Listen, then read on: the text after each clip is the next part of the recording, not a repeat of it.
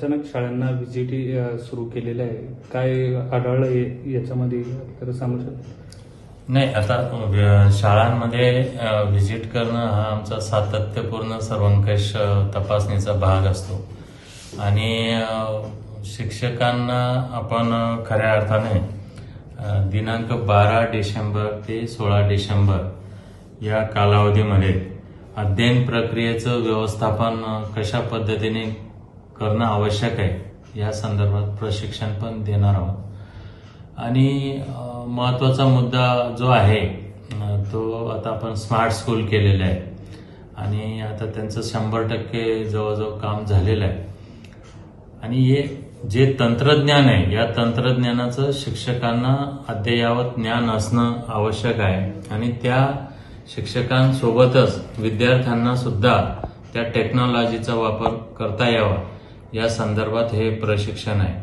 आणि यापूर्वी मी ज्या शाळांना व्हिजिट केलेल्या आहेत 5 शाळांना मी व्हिजिट केली, त्या शाळांमध्ये खऱ्या अर्थाने शैक्षणिक गुणवत्ता किती प्रमाणात आहे हे थोडंसं तपासणी करण्याचं मी त्या ठिकाणी ठरवलं आणि साधारणपणे माझ्या असं लक्षात आलं की 50 ते 55% शैक्षणिक गुणवत्ता आढळलेली। म्हणजे जर समजा 50 विद्यार्थी असतील तर साधारणपणे 25 ते 30 विद्यार्थ्यांना येता, बाकीचे जे विद्यार्थी आहेत त्यांना मध्यम त्यांची गती आहे आणि काही जे अपंग वगैरे विद्यार्थी असतील तर त्यांची अभ्यासामध्ये थोडीशी गती कमी असते आणि यासाठी शिक्षक सातत्याने प्रयत्न करत आहेत।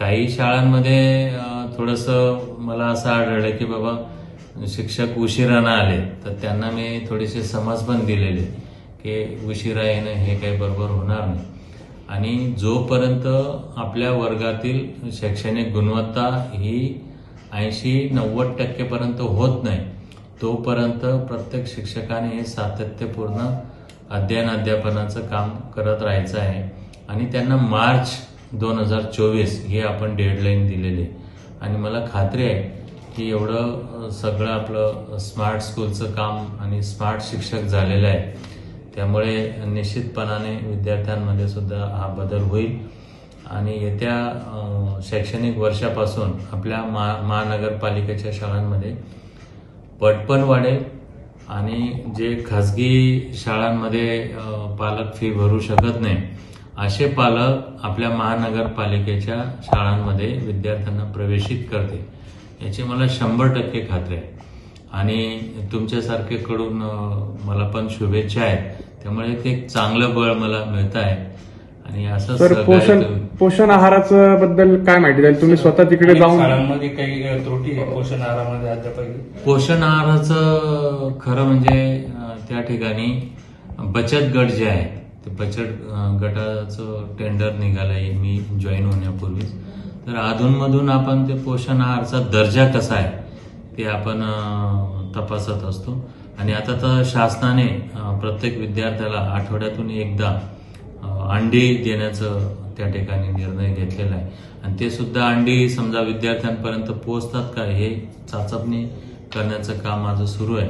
तर माझ्या भेटीमध्ये 100% शाळांमध्ये जेवढे उपस्थित विद्यार्थी आहेत त्या बचत गटांनी अंडीचा पुरवठा केलेला आहे आणि आजच मी एका बचत गटाला भेट दिली त्यावेळेस असं आढळलं त्यांचं वरण जे आहे ते वरणामध्ये सर्व भाज्या टोमॅटो वगैरे अतिशय क्वालिटी स्वतः टेस्ट घेतली आणि दर्जा उत्तम असल्याचं मला आढळून आलेलं आहे। शालेय पोषण आहाराबद्दल काही एवढी अशी तक्रार नाही, फारशी किरकोळ स्वरूपात असतात तर त्यावेळेस मग जर निदर्शनास आलं तर आपण त्यांना समज देत असतो। सर काय आता आपण पुढचं ठेवणार आहात नियोजन शाळांसाठी येत्या कालावधीत? तेच सांगितलं मी आता, म्हणजे माझा मेन जो फोकस आहे तो म्हणजे हा महापालिकेतला जो विद्यार्थी आणि पालक आहे तो अतिशय सर्वसामान्य आहे। म्हणजे जर त्यांची आर्थिक परिस्थिती जर चांगली असली तर ते खाजगी शाळेमध्ये टाकतील ना, पण मग आता महानगरपालिकेच्या शाळेमध्ये ते पालक का टाकतात आपल्या मुलांना? तर त्यांना माहित आहे की इथं कुठल्याही प्रकारची फीस द्यावी लागत नाही आणि गुणवत्ता सुद्धा चांगली आहे, शिक्षक सुद्धा गुणी आहेत तसं बघायला गेलं तर, परंतु पूर्वपार असं झालेलं आहे की महानगरपालिकेकडे बघण्याचा दृष्टिकोन थोडा पालकाचा संकुचित आहे.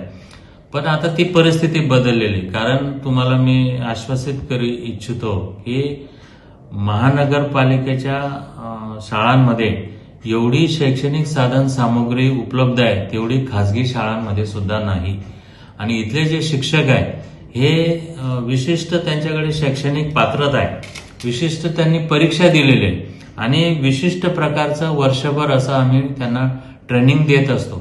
त्यामुळे इथली गुणवत्ता सुद्धा 100% सुधारणा होणार आहे आणि पालकांचा ओढा निश्चितपणे शाळांमध्ये राहणार आहे. धन्यवाद.